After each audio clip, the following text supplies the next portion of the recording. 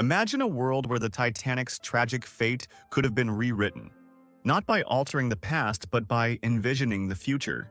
What if technology, still decades away from its birth, had been aboard that fateful night? Let's explore the hypothetical innovations that might have saved the Titanic. The most transformative technology, radar, could have pierced through the darkness and fog, detecting the iceberg at a safe distance. Ice-sensitive radar, specifically tuned to identify ice, would have given the crew ample time to react, a stark contrast to the frantic moments they faced.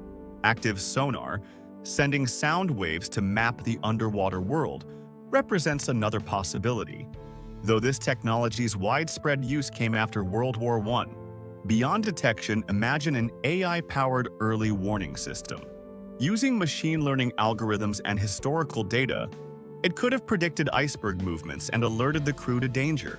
This AI could also enhance navigation, suggesting optimal routes and automatically correcting course to avoid collisions. Weather forecasting, too, could have been revolutionized, with AI analyzing meteorological data to predict dangerous conditions. The ship's design itself could have been a safeguard. The Titanic's watertight compartments, open at the top, allowed water to cascade into adjacent sections. Truly watertight compartments, like those later implemented on the Britannic, might have contained the flooding and bought crucial time. The quality of the steel used in the hull has also been questioned, suggesting that stronger materials could have made a difference. Operational decisions guided by modern technology might have altered the course of history.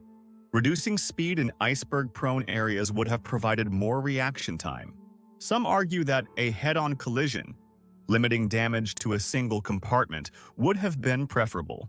The Californians' ignored iceberg warning highlights the need for 247 radio watch, a regulation implemented after the disaster. AI could have played a role in predictive maintenance, identifying potential equipment failures before they occurred. Real-time decision support systems, processing.